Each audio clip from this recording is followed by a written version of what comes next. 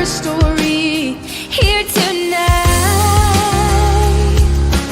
Oh, if we only got one life, we gotta live it right. We're the mothers and daughters, sisters and queens. If we lift up each other, we can achieve anything. We're the ones who are gonna make the change. We're the ones who are gonna flip the page. Spread love like rings in the water. Yeah, that's the power of a woman. We'll raise our voices until we are heard. We won't stop. Turn up the volume till we change the world. We didn't come this far to not reach the stars. So let's begin by turning history into her story. It's enough. Oh, if we only got one life, we gotta live it right now. We're the mothers and daughters, sisters and queens. If we lift up each other, we can achieve anything. We're the ones who are gonna make a change. We're the ones who are gonna flip the page. Spread love like rings in the water. Yeah, that's the power of women. We got the power, we got the power. We got the power, we got the power, we got the power. Oh, so tonight we're gonna ride our names across the sky, so they'll know the power of woman. Sisters and queens, sisters and queens. We can achieve anything. We're the ones who are gonna make the change. We're the ones who are gonna flip the page. Spread love like rings in the water. Yeah, that's the power. We got the power. We got the power. We got the power. We got the power. We got the power. Oh, tonight we're gonna ride our names across the sky, so they'll know the power of women.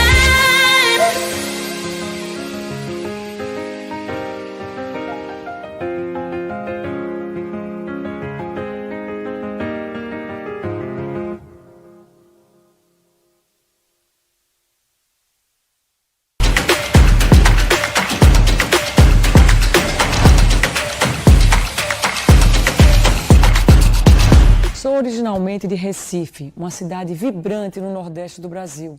Cresci numa família que enfatiza a importância da educação, do trabalho duro e da resiliência. Esses valores foram a base da minha jornada, guiando-me desde os meus primeiros dias de mídia até liderar iniciativas internacionais de negócios e defender o empoderamento feminino no cenário global.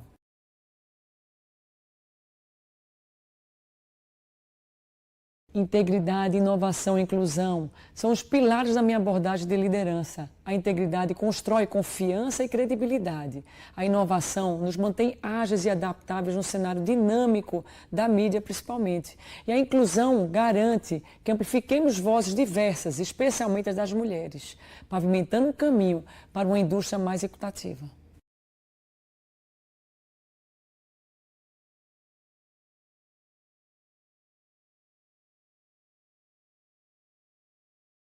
Tanto o B20 quanto a Aliança das Mulheres Empresárias para o BRICS desempenham papéis fundamentais na criação de políticas impactantes e na oferta de plataformas para as empreendedoras. Há uma oportunidade significativa de alinhar recomendações políticas, lançar iniciativas conjuntas e facilitar essa colaboração transfronteiriças.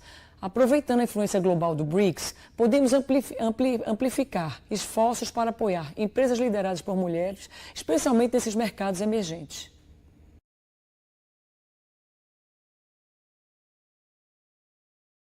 Eu destaco 3 pontos: a promoção, a visibilidade e a mentoria. São pontos de partidas essenciais. Precisamos destacar as líderes femininas bem-sucedidas como modelo e oferecer programas de natureza de mentoria estruturados para guiar as próximas gerações.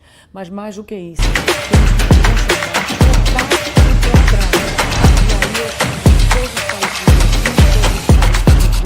que para que promovam esses encontros para que as mulheres empresárias possam fazer mais pontes e mais negócios.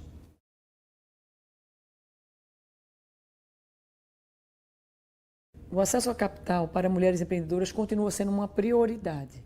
Também precisamos de programas robustos de alfabetização digital para capacitar mulheres com habilidades necessárias para a economia digital. Por fim, a implementação de políticas de igualdade de gênero no local de trabalho, focado em equidade salarial e em antidiscriminação. São fundamentais para poder construir um ambiente de negócios mais inclusivo e produtivo.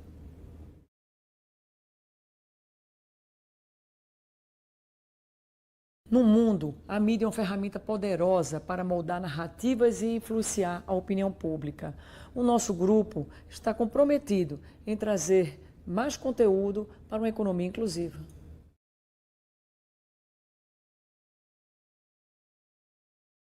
Investir nas mulheres não é apenas uma obrigação moral, mas uma decisão econômica estratégica. Iniciativas lideradas por mulheres e políticas inclusivas de gênero têm o poder de desbloquear um crescimento sem precedente. Minha mensagem para os líderes do G20 é clara: priorizem a equidade de gênero. É como um pilar fundamental do desenvolvimento econômico. Quando as mulheres são capacitadas para liderar, todos nós somos beneficiados.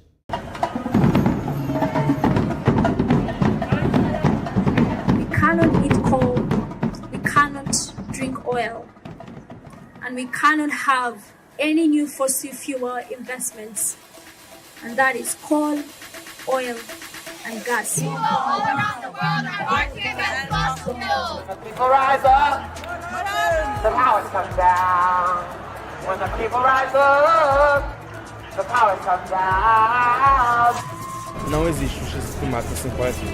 A justiça climática ela precisa ser trabalhada pensando nas especificidades que cada coletivo necessita.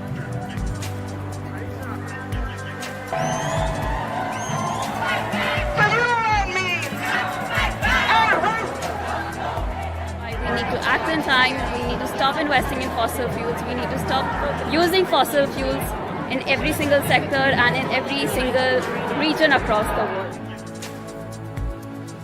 If we don't get it, we see you, we love you, we will get justice for you. That's the real criminal.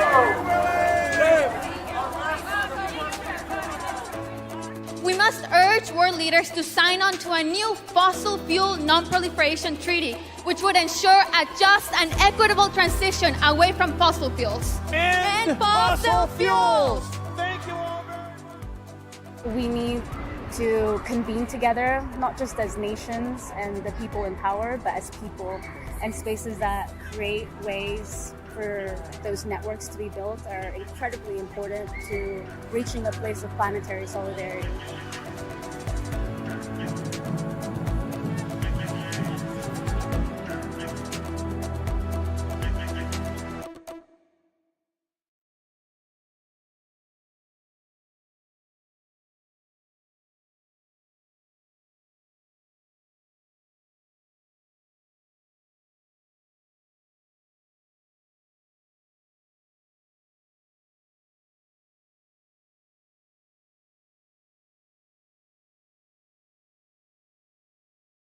So the first thing is you have to solve problems.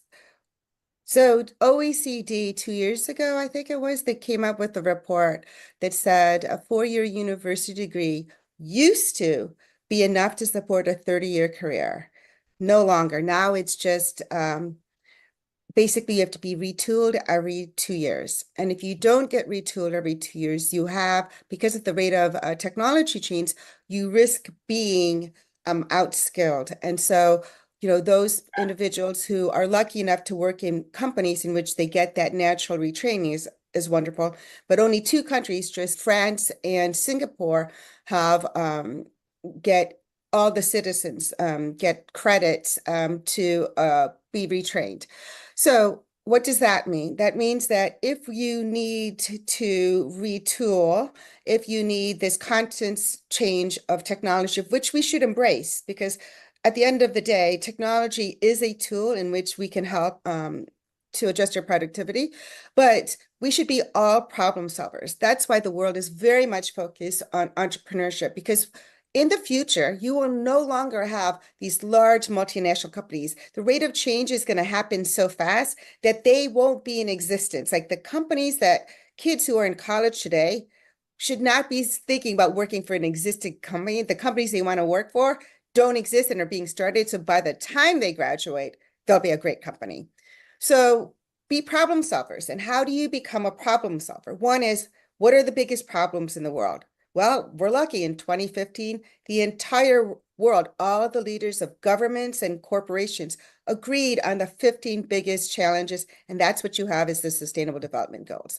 So what I always advise young people, even those in mid-career, is if you pick a problem that you want to dedicate your life to, or pick 3 or 4 problems, once you learn and focus on building solutions for that problem at any level, whether it's just for your peer group, whether it's for a regional group, whether it's for the world, if you come up with solutions, you will always be in demand because one, for your knowledge, your skills, and your networks. So that's, what does your platform want to do? If it's trying to bring women together, well, women have to be solving big problems. And if one of the problems, which is gender equality, that's a great problem, but we have to also fix other problems, because just attacking gender equality may not give you the big economic opportunities that, say, those who are attacking reducing carbon emissions. So focusing on one, being a problem solver, and one, you have to remember the STEM disciplines, science, technology, engineering, and math, are by default, because you are always creating, testing hypotheses and proving them wrong. So the scientific method is who's going to develop those solution sets.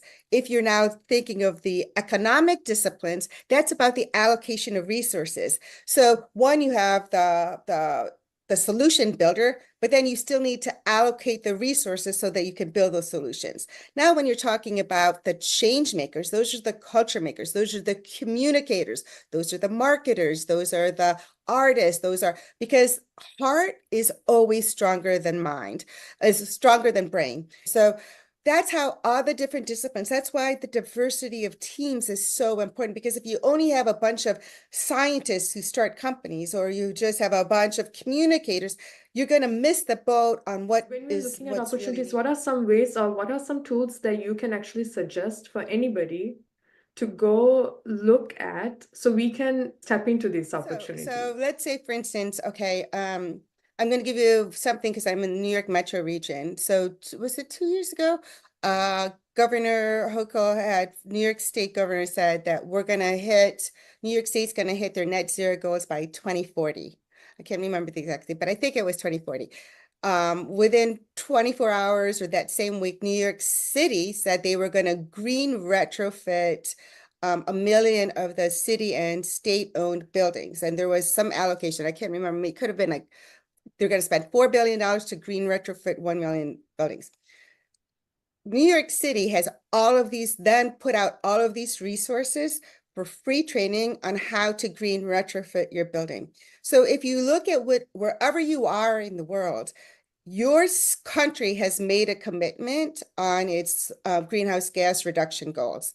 Every country had to do that. That was part of what happened in the SDGs, and each country reports on their actions. What you could do is find out what your community, what your state, what your country is doing, and find out how you can access those opportunities and the training and capacity building to come up with solutions for those commitments.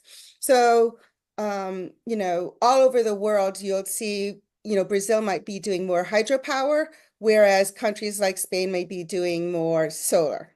So these transitions are really being driven by one, the the natural resources that's available to those regions or to those countries, but also the economies that exist or what needs to be developed. So you can always learn. What's amazing is that there's so many free resources, including online, in which you can access where the knowledge sits and where there's free capacity building opportunities. Okay, there's an opportunity that exists. How can we get more information and access that and be educated, especially for women who are saying, okay, there's not enough opportunities. Here you go, there's an entire sector that needs you, and there's growth opportunity. I'd like to help women to position them so that they can be better than where I think that they are or where they'll get stuck. And I think there's great potential for stuff. And so my approach has always just been, I know how to make a lot of money and I know how to help people make a lot of money, and I've done it for 40 years. I can contribute my networks and my knowledge and my skills to an entire population who just had no idea other things existed outside of their areas of expertise. So, I'm very grateful always for any opportunities, because I think we're in a race against time.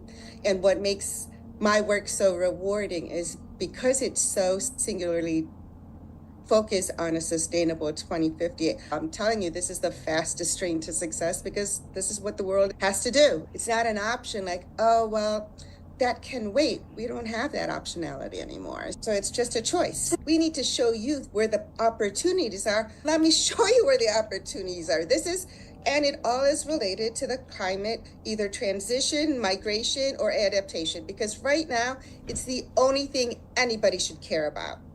Climate change, if you believe in it, then you should understand how it's impacting your geographies and how that impacts the economies. If you don't have a planet, you can't have a society. If you can't have a society, you can't have an economy. So the most important targets have to be the planetary targets within the SDGs. So once you understand that, then you play at the societal level, because that's where your engagement with youth is, because they are, that's the infrastructure. And once that is functioning, then you can say the SDGs on the economics and how resources move, because that's what economics is. It's the allocation of resources. Then you can move that forward. The COVID, the harms, though completely devastating, is nothing compared of what a pandemic could be or will be in the future. If we really had a bad pandemic, you'd see what happened in Ebola, where it would move fast and it would have no mercy and it would be completely devastating. COVID, it went slow, and it was also, there were many points of intervention in which we could halt, stall, and protect. You couldn't do that with Ebola. So what I'm saying is, what can you do to prepare the youth to take up the challenge, but also find incredible opportunities? $53 trillion will be spent in the next decade to hit net zero goals. Anybody who doesn't even know that, anybody who doesn't pay attention to that, they're missing where the money's going to be spent. If there's money spent, the best way for opportunities to work in those sectors in which that money's going to be spent. No one's spending money on things that aren't going to be attributable to those net zero targets. The youth has to come out for their future. But this is the key.